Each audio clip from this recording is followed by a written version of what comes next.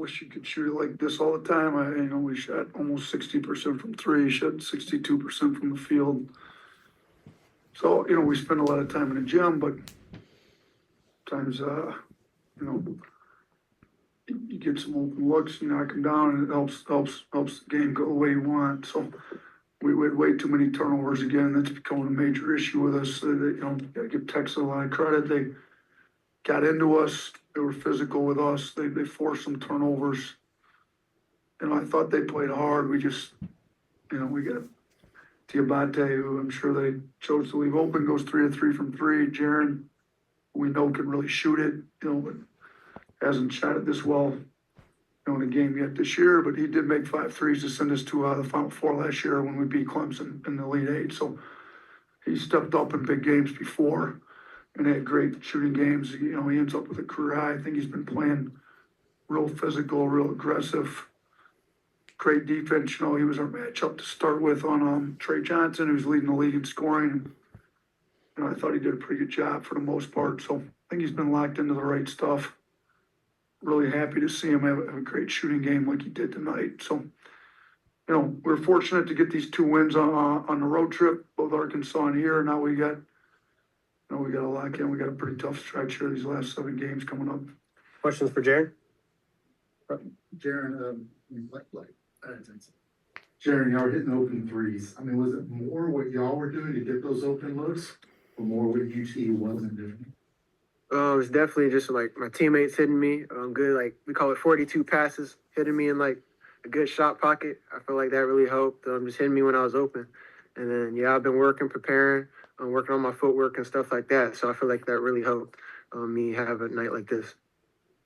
Jarin, just getting back off that question, what did you guys do defensively to really stifle Texas tonight? Just throw different looks at them. Like for the first play, we threw a blitz at Trey.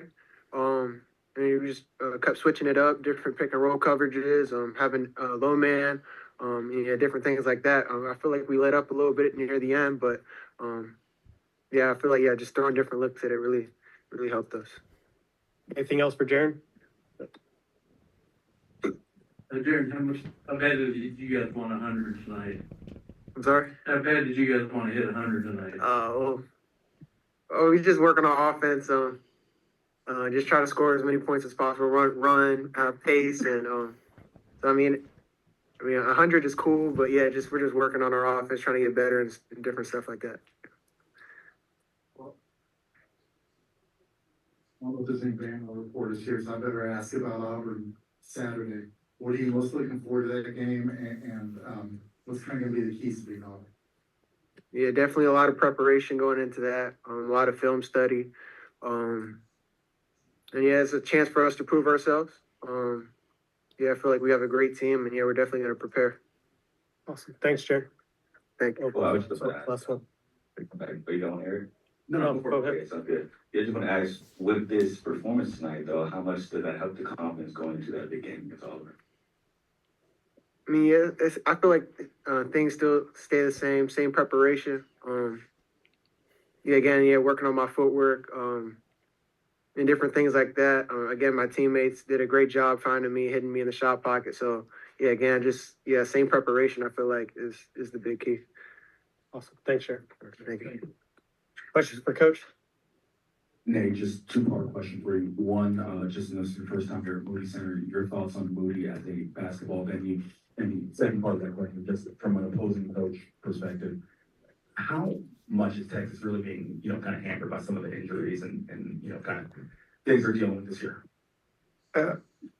I thought the Moody Center is one of the best arenas, maybe the best in the SEC. It's my first time in here. I thought it was great. They got the boxes up there. They made it so it's small enough that, what is it, 11? When they have 11,000, and then if they want to make it bigger, I think it's great. So, but they get, I'm sure they get a really good. I thought it was a pretty good atmosphere tonight, to be honest with you. We're number 2 team in the country coming in here, so they sold the place out. I'm assuming. So, I thought it's good. I'm a big fan of the Moody Center, and then I'm not totally familiar with all the injuries. I know that Mark was out, but He played 37 minutes tonight, so assuming he's not injured anymore too much.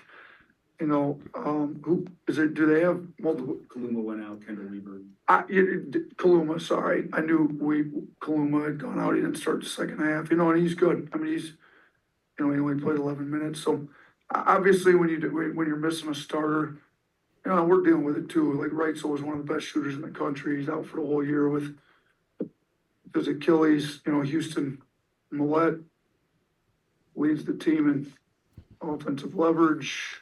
When he's in, shot it well, he's gonna end up having a red shirt on the year for his knees. Terrion Reed's McDonald's All-American, that's been a big contributor, he's out for us, so, you know, it's definitely affected Texas, I'm sure. I mean, too, when Kaluma couldn't come back there, second half, you're missing a starter that you put your game plan together with, and then he's not in there, that's tough, so he's a good player, but, you know, it's also part of sports, you know, we had 3 guys out that we plan on playing this year as well. Coach, when you do have a team like Texas and they have one player that is the focal point of the offense, like Trey Johnson, what's your defensive strategy against him? I mean, look, Trey's really good. Our thing with him was, again, he had a fairly efficient night, to be honest with you, 9 of 17. Scored 24 points on 17 shots. It is pretty efficient. You know, not quite as efficient as Jarin, but Jarin's not the focal point of everybody's defense like Trey is, you know, like. So our thing with him was like, we know he's gonna get his shots up. We just need to make sure they're tough, contested. He's gonna make some. He's not gonna make enough tough non-rim twos to beat us. So don't let him get to the rim. Let's run him off the 3-point line. We didn't do a very good job of that at times. We gave up the 3 in the corner and the underneath out of bounds play. We gave up the 3 in transition, or we didn't get matched to him. You know, there was a couple threes he got that we didn't do a good job. But, you know, we tried to make sure that they took as many, you know, non-rim twos. And I'm looking, you know, we took 6 non-rim twos and we're 3 of 6. They took 20. They were 8 of 20. You know, they're looking at their percentage of shots, like 10% of our shots were non-rim twos and almost 30% of their shots were non-rim twos. So our thing was like, we knew they'd settle a little bit for that. So with Trey, you know, we had some traps and some blitzes in that we needed. That the problem was when we kind of came with the baseline trap and he missed, we were giving up offensive rebounds. So we decided we'd be better off just settling with him taking a tough contested pull up over one of our defenders and not giving up the old boards. Cause, you know, they ended up they almost doubled us in second chance points, which isn't good. You know, they had 13, we only had 7. You know, if we cut out their second chance and our turnovers, you know, they had 39 points, which is half of their points, 39 out of their 80 came off our turnovers or second chance points. So we were okay with Trey taking all the tough shots he wanted. We said going in, we got to rebound and we got to not turn the ball over. Well, we turned it over too much and we didn't do a good enough job rebounding. But good thing for us, our offense was clicking pretty well tonight. Time for 2 more. Nate, Go ahead. Nate, y'all seem really relaxed, intense, but relaxed and focused. Does that speak to the maturity of your team with the big game coming up Saturday? And do you feel like y'all the best team in the country? I mean, we'll see Saturday. Who's the best team in the country, I guess. I do think, you know, we've got a mature group. They know they've prepared. You know, we kind of get into it. The hay's in the barn, if you will, going to these games. Like, we know what we have to do. You know, we don't get upset. The other team hit some tough shots that we're willing to give up. Now, the turnovers, that was a little upsetting. Some of the rebounds we gave up was a little upsetting. But, you know, I'm not, you know, we try to be intense, like you said, very intense, play hard, give max effort, but we're not trying to flip out over, like, we come prepared, we know what we gotta do, we get it done, we execute the game plan, and we get out of here with a win. And do we think we're the best team in the country? I think we got a chance to be, but Auburn's the best team in the country right now, and we gotta knock them out on Saturday if we want to claim to be the best team in the country. Last one. I think this is the best conference in the country and, sometimes overlook winning road games, how hard that is. How big a boon is that for your team's confidence, moving forward? And you already were confident coming in, but to win these two road games right before the big game of the Stalber. Yeah, I think it's huge because these, you know, we had our bye game right in the middle. We had our kind of first 9 games, last 9 after the bye. Last 9, we had 5 of them on the road, but started with a 2-game road. So now we got 7, where 4 of the 7 are home.